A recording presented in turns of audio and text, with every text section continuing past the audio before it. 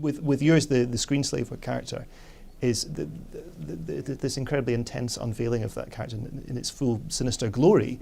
How, when you're catering to a wide audience, how do you gauge how far to push that stuff? Because ultimately, with adults, they may be familiar with the Outer Limits source, the inspirations there, and they know to read it in a certain way. But to young kids, that can be pretty Kids daunting. don't listen quite as much; they more feel it.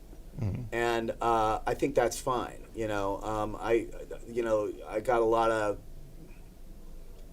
I got nervousness when I had the first scene that I did in the first film was the argument between Bob and Helen, and it was a marital argument. And I think all the people at Pixar got nervous that I was going to do an animated Bergman film. It's about the unraveling of a marriage or something. And I kept saying, no, this just happens to be the first scene that we're doing. It's not the whole film is going to be what I told you. There's going to be a lot of action and a lot of comedy and stuff. But we have to know that this means something to their life. So there is a certain amount of effort put into that, you know what I mean? Feeling that stuff and not being afraid to do it. And I think people think that kids are going to be bored, and if you keep going there, they're going to be bored. But if they get a sense of the conflict, they can be engaged too. You don't have to dumb everything down for kids.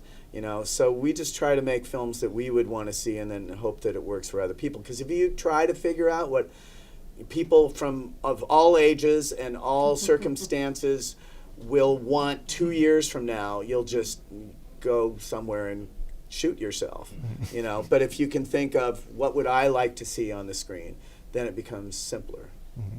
I think the past 12 months in feature animation have been completely extraordinary. There's this incredible crop of films have all arrived at once. And I was wondering if either of you sort of detected, currents in the industry that would not be obvious to people outside of it, that has resulted in this kind of confluence of incredible work in all sorts of styles, stop motion, hand drawn as well as CG. Yes. Well, I would just say that obviously the audiences are turning up for them, so I think that's helped a great deal. Pixar has really worked hard to elevate those story narratives and try to do something that's a little more sophisticated, still for all audiences. But yeah, I'm excited. I love the Spider-Verse film because I feel like there's a lot more going on than just action. There are really deep, interesting, complex characters that have conflicts that I think people are relatable and not for kids. I think for all audiences. And same with Isle of Dogs. A really interesting film that you wouldn't normally think was for kids, but I think all audiences turned up for that as well. So it's appealing for directors. Yeah, I think more importantly, they're engaging as films.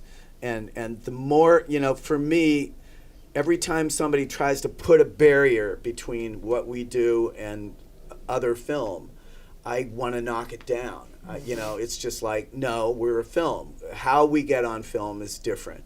But we still have camera angles, we still have characters that hopefully connect with you.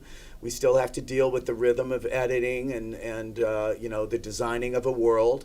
And, it either works or it doesn't, to talk about it like it's a section of film, it's not a genre. It's a medium. It's a medium that can do any genre. And I like it the more that animators push that. It's like when somebody, if somebody has a prejudice, meaning they think something from something, they expect something. The minute cartoons start going, and all that stuff, I something inside me dies a little bit because that's what everybody expects. That's the animation corner. If you were from another planet and you landed and you couldn't understand language and you heard, you'd go, it's animation, and anytime animation's not screaming at you and not, having every pose be like, that kind of acting, then I feel like it's more where it should be, because it can be really sophisticated. and yet wonderful in a way that speaks to the child in you no matter what your age is, because there's something elemental and emotional about it, and it's like your feelings more, and that to me makes it a very vital way to make a film. But I don't think it's taken that way as often as it should be. It is usually more expensive, though, I think, to make these sorts of films because it takes more time. Yeah, you know, you right. need time to write, you need time to iterate. But that's also why they tend to be more reseeable than live Yes. action, and they tend to age less than live action. You know, if you look at any film from 1961 and compare it with 101 Dalmatians, one of them is going to look old, and it won't be 101 Dalmatians. And it's because animation forces you to distill something. Yeah. That distillation lasts longer if it's done well. Animation is more excruciating when it's done badly. It's like watching 24 mistakes a second. You know, you know, it's like Bonnie and Clyde or something. You're being hit by mistakes. But when it's done beautifully, you are getting caressed 24 times a second, and it's just like, oh, it's so good. The perfect example of this in Incredibles 2 is that when the Powers move into their new home, and there's just this, 5-minute period where you're just luxuriating in that new environment and its possibilities, but you're not, there's not anvils and pianos falling on people's heads. It's so kind of delicately and sophisticatedly done. And who is the architect? Is it Lautner? He's in there, Neutra, there's a whole bunch of guys, mid-century, modern kind of. Yeah. So in piecing together that sequence, you're drawing presumably entirely from real world. Yes, and you're also trying to say that this person had a lot of money, but maybe not the greatest taste. You know what I mean? So rocks are amazing. It would have cost a lot of money to take a big rock and move it into position in the room, but maybe it's not quite what you want to live with, So that's why he's falling into water all the time. It may be an artistic statement, but it's kind of hard to live in that thing. Especially when you have a toddler. Yes. It's not a friendly family home. Right. So it's kind of saying they're there, but it's not, it's much more successful place than the place that they lived in the first movie, but it's really not for them, really. It's kind of doesn't fit them, Yeah. We're just about to finish. Nicole, I want to quickly ask you about Sanjay's Super Team, which was the short that you produced directly before Incredibles 2? It was directly before, yeah. Yeah, did that give you any fresh perspective on what superheroism stood for, given that it's kind of interpreting religious myth as this kind of superhero story? I suppose, it's funny, I worked on Aeon Flux a really long time ago, the original one as well, and I think I love that action, kind of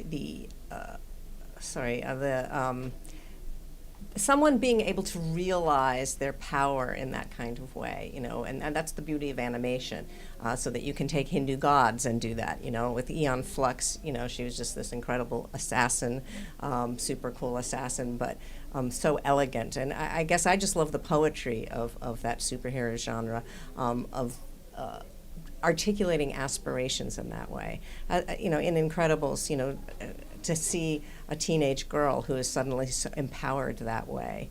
It's a fantasy that I know many teenage girls have, be able to, you're awkward in school and then you kick ass when nobody can see you and they don't know that you have those powers, Sanjay's Super Team was this wonderful experience because it was, you wouldn't expect that of Hinduism, and it was the marriage of a little boy who had grown up watching television with appreciating his father's Hindu religion that allowed him to do that mashup. And, it was the way Sanjay wanted to communicate how much he ended up loving his father's religion and how much he embraced it as an adult. Yeah. I think in one way or another, superheroes and also things like Iron Giant are dealing with people trying to cope with their own power. Human beings have tremendous power, and they don't totally know what to do with it, and they're constantly wrestling with it being a destructive thing or a positive thing. and you know, we're always going to be. I mean, to this day, we're wrestling with it. We're kind of destroying the planet now just by going through our daily life and having our Fritos and our water shipped in from Polynesia or whatever. We're just kind of enjoying it, but we're not realizing what it does. So I think daily we're wrestling with the questions of what to do with our power. And, you know, what does it mean, you know? And our aspirational power to bring balance to the kinds Right. of things that we're doing damage to. Right. Well, on that philosophical note, that's all we've got time for today. Thank you all so much for coming along. Really Cheers. heavy. Yeah. Thanks. Thank you. Great. Thank you. Cheers. Pleasure.